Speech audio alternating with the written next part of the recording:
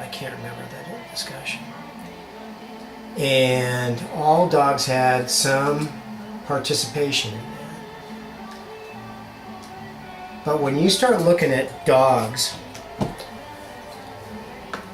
come in so many different variations, and some are so far at the edge of dogness that whether that exists or not, how do we know when we're talking to each other that we're talking about a dog?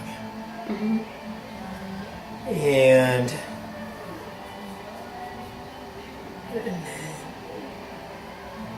then we get it. And there are relationships established in each of our minds that we can communicate somehow through language to each other that create a large relationship, a large set of relationships that encompass dogness. And then we can put that label on it.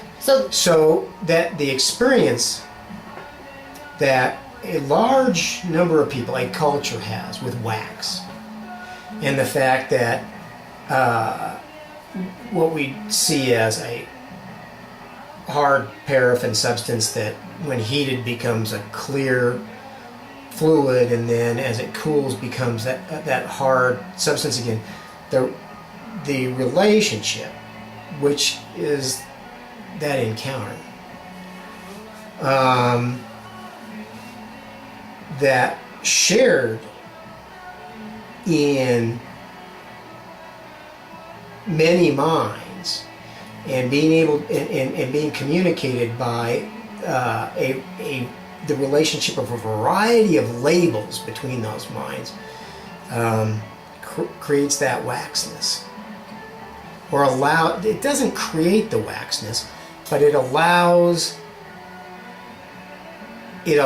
us the freedom to know that, for example, when that wax melts, that it will once again be the hard wax. What if it didn't once again become the hard wax? Then we would all cook because it's pretty warm. No, Then it wouldn't be wax, because that's part of waxness. What makes it change though? Where do we make the distinction? Well, now this is where modern science is really good, the analysis.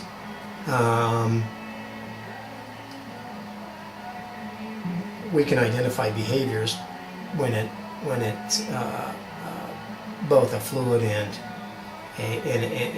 a solid that have similarities, but at a level that we can't observe very readily. How would you define real? Real is, to me, anything that I can see, hear, feel, taste, or smell. If it's anywhere within those five senses, it's real. Okay. What about things that you can't see or hear or any of the senses? Do those just not exist? I'm not saying those don't exist. What I'm saying is that for sure what's real to me is something that I can see, hear, feel, taste, or touch, or smell. Now I have an extra sense. Anyway, the five of those senses that are real, to me, 100% real. There's things that aren't real, there's things that might be real, but there's things that, to me, you ask what is real, that's what's real to me. I'm not saying other stuff isn't real, I'm saying that's how I know for sure something is real. So how would you define something that's in the gray area? How would I define something in the gray area? Give me an example. What would you categorize a black hole as? Is that real? Is that semi-real? Black hole's not real. I mean, if you can't... I've never seen somebody get sucked into a black hole. Do you know anybody that's been sucked into a black hole? Because no one can get to a black hole. Then why are they real? What's real? Nothing.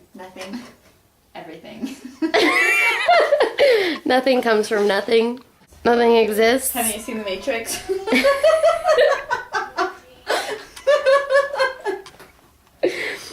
What if we lived in the Matrix?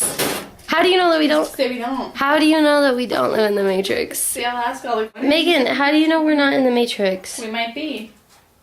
How could anyone know of something like that? So why do you live your life day to day if we live in the Why? Matrix? Yeah. Because we're all in the Matrix. Because I haven't been killed Who's yet. going to escape? I'm not Neo. Are you Neo? Do you have the pills? I don't have the pills. You got the pills. Cody, what do you know is real? Okay, lions. Can't say what he said.